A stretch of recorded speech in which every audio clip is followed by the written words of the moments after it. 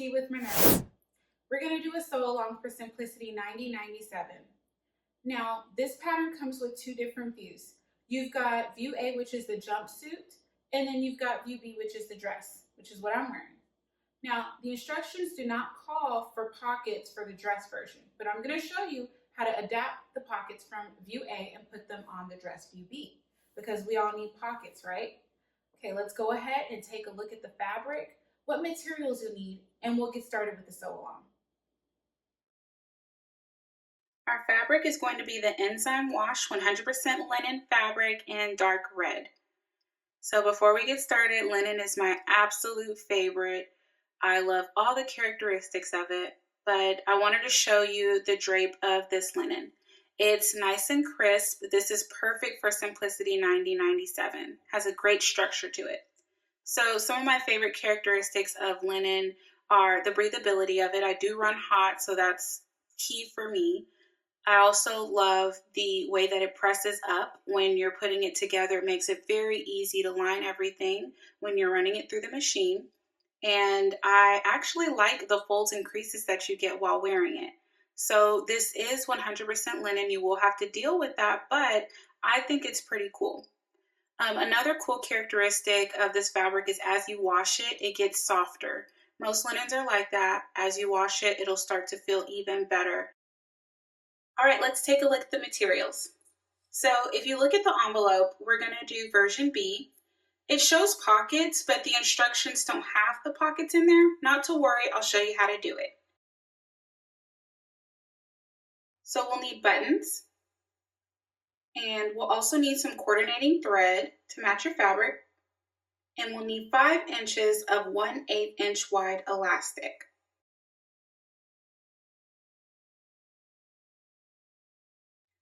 We'll need interfacing. Pattern piece number 2 is the upper collar and front facing. You'll need 2 of fabric and 2 of interfacing.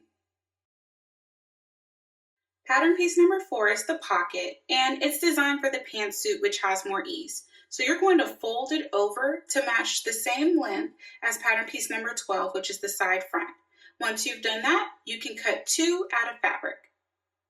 Pattern piece number 5 is the pocket band. You're going to cut 2 out of fabric and 2 out of interfacing. Pattern piece number 6 is the tie end. We'll cut 4 out of fabric. Pattern piece number 8 is the side front facing. We'll cut 2 out of fabric and 2 out of interfacing. Pattern piece number 9 is the back facing. We'll cut 2 out of fabric and 2 out of interfacing. Pattern piece number 10 is the buttonhole guide. We'll use this to mark our buttonholes, but we're not going to cut anything out of fabric. Pattern piece number 11 is the front and under collar. We'll cut 2 out of fabric and make sure that you transfer all your markings. Pattern piece number 12 is the side front. I'm going to show you how to take pattern piece number 3 and transfer the markings for the pocket, but you will need to cut 2 out of fabric for this one. With the dots on pattern piece number 3, we're going to transfer them onto pattern piece number 12, the side front. So we're just going to place pattern piece number 12 on top of pattern piece number 3 and transfer those 2 dots where the pocket should be. Keep in mind, pattern piece number 3 does have some ease in it due to the fact that it is made for a pantsuit. But you'll just take that circle right there, transfer it, and transfer your other circle as well. Pay attention to the size markings and you're good to go. Pattern piece number 13 is the back. You'll cut 2 of fabric. Remember to transfer all your markings for your darts. Okay, so first we're going to stay stitch along the collar right here. And then we'll also stay stitch on the other side of pattern piece number 11, right in between these 2 notches. So we've got 2 right here. We'll just stay stitch right in between here. Next, we're going to stitch 1 inch in either direction of the large dot on pattern piece number 11. So that's 1 inch either way. Now we'll move on to our elastic, which goes on the top of pattern piece number 11, where we have our marks. You're going to take your two pieces of elastic, cut at 2 3/8 of an inch long, fold it in half, and you'll bring the ends together. Form a loop, and you'll attach it to the seam allowance on pattern piece number 11, and we'll stitch through. Now we need to take the two sections of pattern piece number 11 and stitch them together. The first part of it you want to stitch at a regular stitch length, but once you get to the bottom where the vent extension is, you want to make sure that you change your settings so that you have a longer stitch length and you're basting at that point. So we'll just put the pins through and run it through the machine. So at the top, we're using a regular stitch length. At the bottom, we'll be using a basting or the longest stitch length you have on your machine.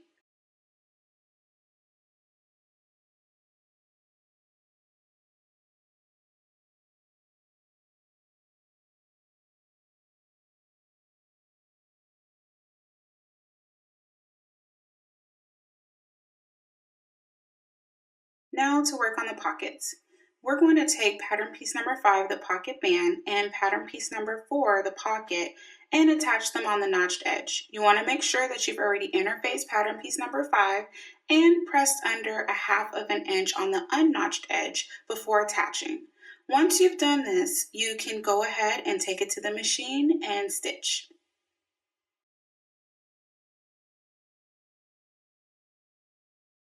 All right, and so as you can see here, we're just going to run this through the machine. And as I was saying earlier, we've pressed under half an inch on the pocket band and it's already interfaced, so we're good to go.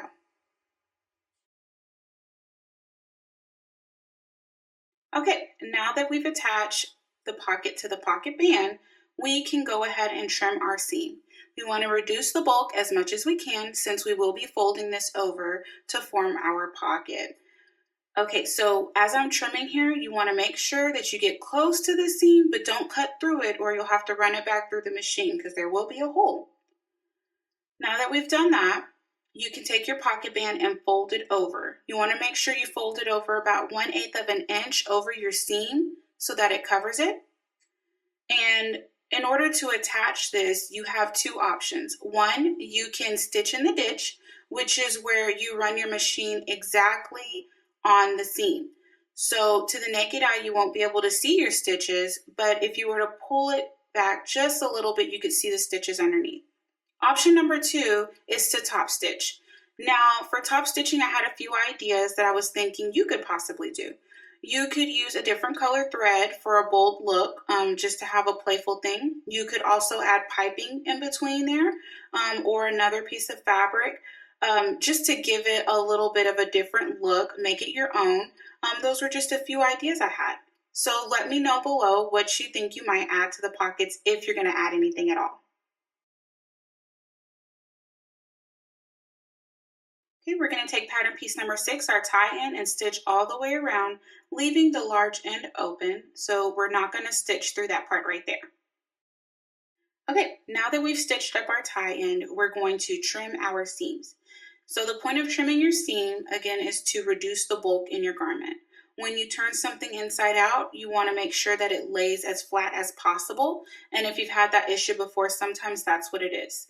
So when trimming, you just want to get as close to the stitching line as you can without cutting through it. You'll get a hole if you do that.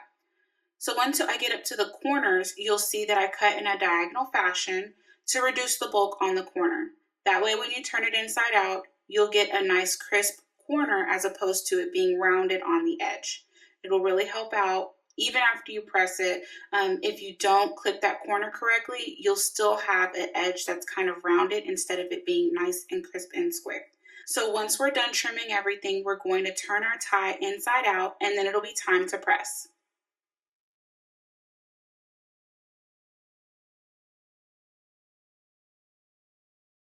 Pressing our tie-in. Now, as I mentioned earlier in the video, I absolutely love pressing linen. It's just a satisfying fabric to press for me. While pressing the tie-in though, you want to make sure that you're lying your seam flat. Once you turn the tie-in inside out, it's going to get a little wrinkled and it's going to be more like a sausage instead of it being flat. So take your fingers and press down as much as you can on the seam as you're pressing your tie end.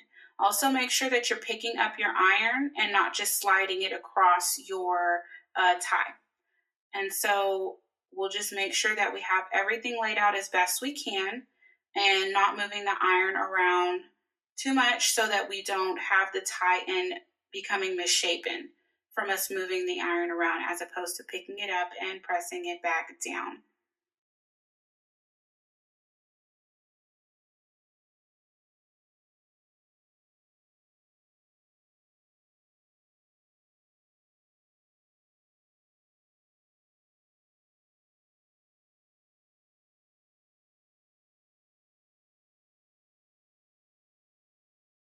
Okay, so we have the side front here, pattern piece number 12, and we're just gonna attach our tie end. So there's a dot and also where the notch is, you're gonna line that up and we'll just stick our pins in there. And then next we'll attach the pocket. So with the pocket, we wanna make sure that we line it up with the dots that we transferred from the side front of the pantsuit as best we can. And the higher part of the pocket will face the front of the side front. We're going to pin on both the front and side of this pattern piece, and we'll baste through the tie end and the pocket as well. Make sure you do this for both pieces.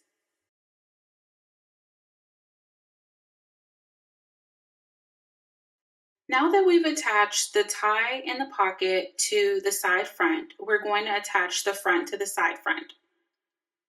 In order to do this, we're going to have to follow our notches very carefully, pin very well, and clip our curve on the side front piece so that the pieces line up and you don't have any puckers in your fabric.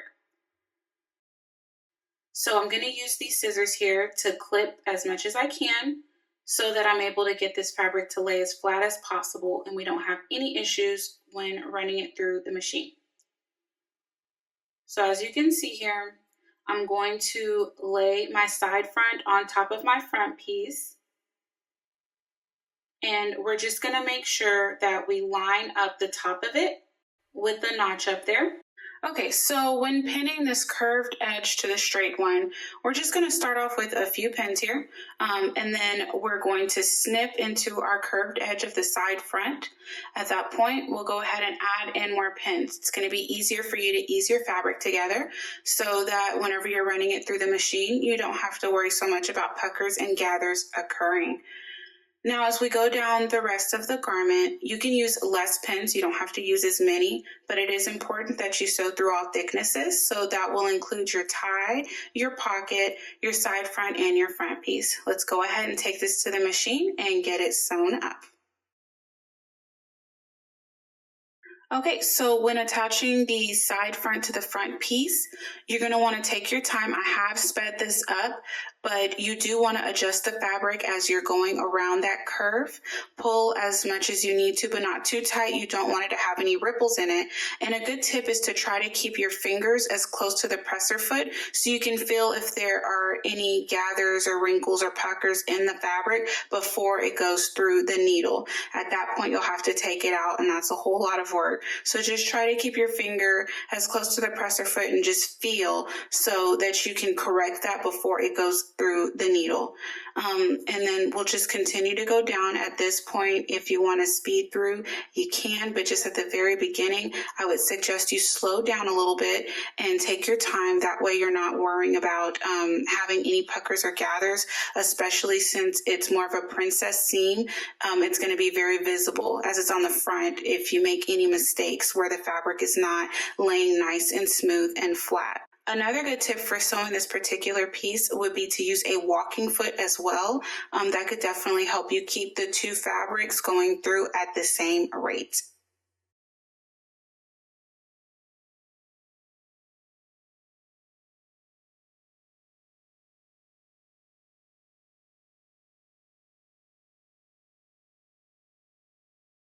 Okay, now to pattern piece number 13, which is the back piece.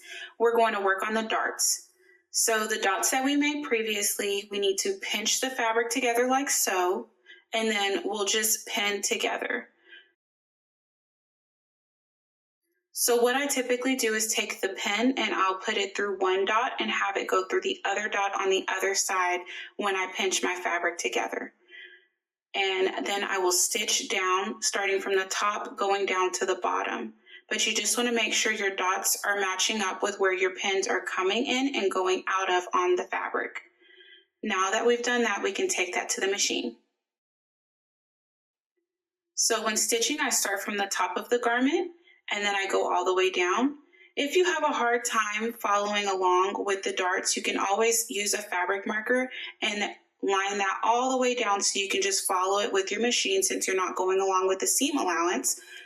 And you'll just go all the way to the end. When you get to that very last dot, leave a long enough thread tail so that you're able to tie your ends. You don't want to back stitch on the end of a dart. You want to go ahead and take your thread tail and tie it in a knot or two. Right here, I'm just taking a pin to separate the two pieces of thread as they're tied together right now.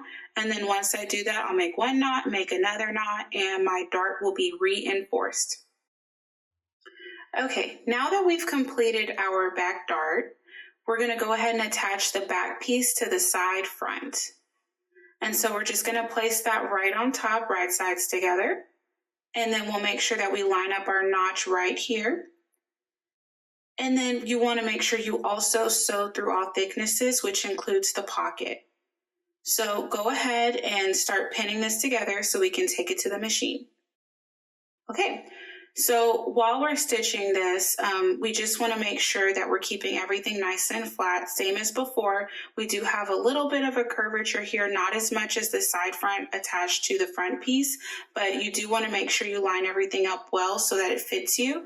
And then if you have any issues with lining anything up, remember you can use that walking foot to help you get everything to go through the machine at the same time. That way at the end you don't end up with your back piece hem a little bit higher than the hem of the side front piece. Just a little tip that I used when I was learning how to sew at the beginning. You might want to try that out and see if it helps you too. Do that for both sides. Once you've completed that, you'll need to attach the two back pieces at the center back seam. Okay, we have our interface pattern pieces number 9 here. We're just going to attach those at the notched edge here. Make sure when you're attaching, you're paying very close attention to where the notches are for the facings. Let's attach pattern pieces number 8.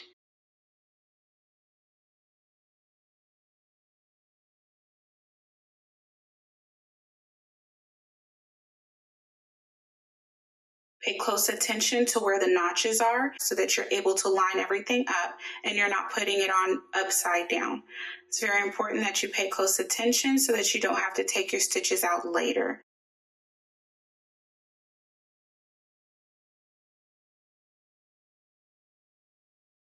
We're just going to go ahead and attach both pieces together and run it all through the machine at the same time. That way you're not having to go back and forth.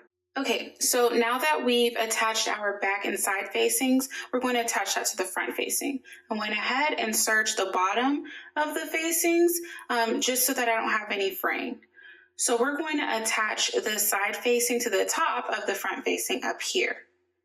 So I'm just lining this up. There's the notched edge right there, and that's the bottom. We're going to put it up here towards the top of the collar part. And we're just going to pin those two together. So just make sure you're adding this to the correct part and you're lining everything up correctly. You've got dots to help you out and a notch to help you out as well. Go ahead and do that for the other side as well. Once you've done that, then we can go ahead and take that to the machine. So when lining it up, pay close attention to where the dot is. And again, just make sure that you're lining up those notches. That will really help give your garment a nice polished look.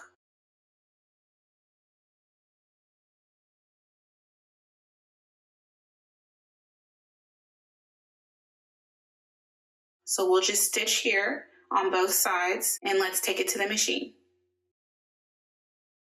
Okay, so here we go. We are attaching the front facing to the side facing piece, pattern piece number 8. And we're just going to go right down through that pointed part right there. And we'll do that for both sides.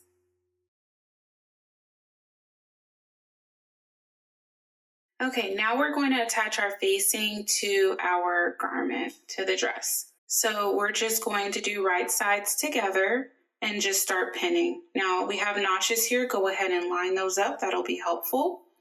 And then keep in mind whenever you get to the collar part right here, you're going to want to, again, it's a curve, pin well, and pay very close attention to how you're doing this. Later on, we're going to have to clip through that.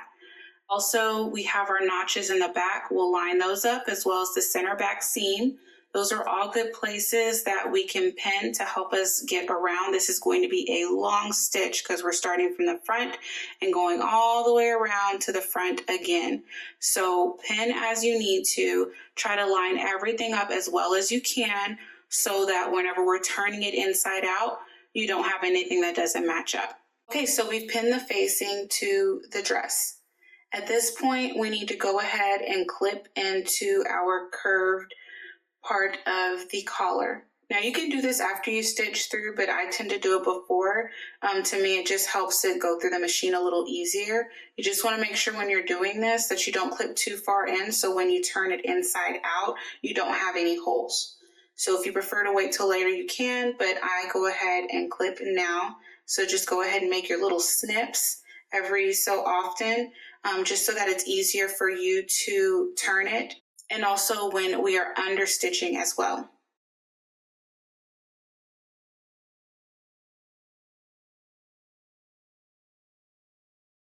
Okay, so you're just gonna stitch all the way around this. You're gonna start down here at the bottom and you're gonna go all the way up, around through the collar. You're gonna go down the shoulder, around the back. You're gonna come back around the back on the other side, up through the underarm, take it all the way up to the top where we connect in the back, and then back down through the collar part to the end. That's one long stitch we're going to do all the way through the machine. Once we're through with that, we'll go ahead and get it ready to turn it inside out. Okay, so we stitched everything up now from the start of the beginning of the collar all the way around and back to the beginning of the collar on the other side. So now that we've done that, we need to get an implement to help us turn this. I'm using tweezers from my serger, but you can use anything that you have handy. And once we turn this, we'll go ahead and take it to the machine so we can understitch.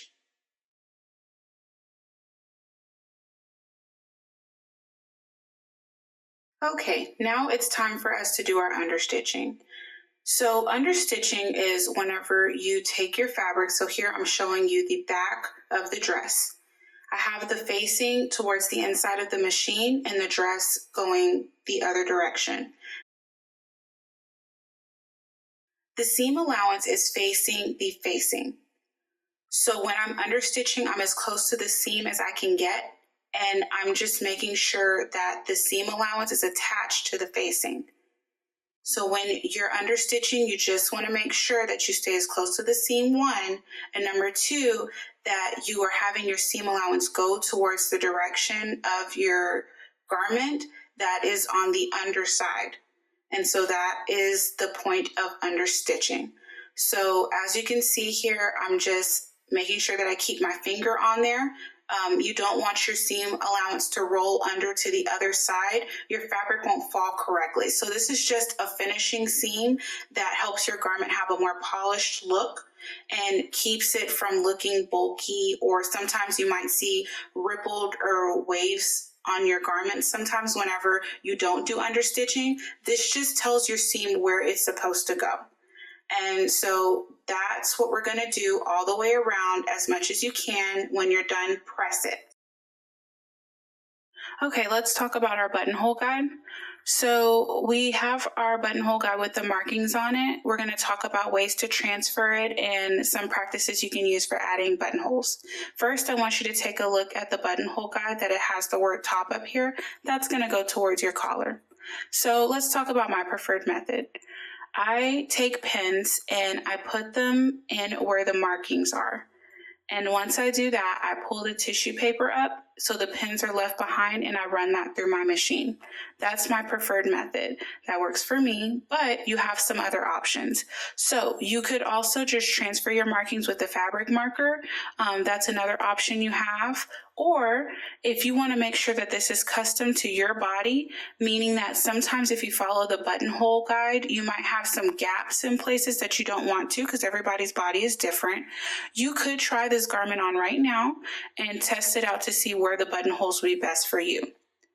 So once you do that, you'll just mark where you need to, and then you can go ahead and put your buttonholes where you need them that fits best for you. You may need more or less buttons for your body, but this is a custom way to make your garment look really good on you.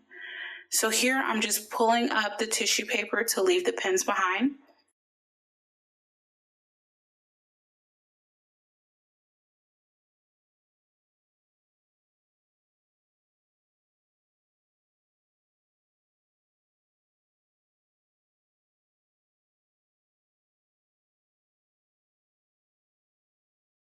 Remember when using the buttonhole setting on your machine to look at the manual and test your fabric. Please test your fabric. You'll take 2 pieces, put them together, and try a couple of times to make sure you get that setting just right so you do not ruin your fabric. We've already put everything together. You don't want to make a mistake at this point. So you'll just do each buttonhole, and then when you're done, you'll add your button underneath. After that, go ahead and add your buttons to the halter at the top where it wraps around your neck as well. So we have our loops there already. You don't need to add a buttonhole. You'll just need to add buttons back there for your loops.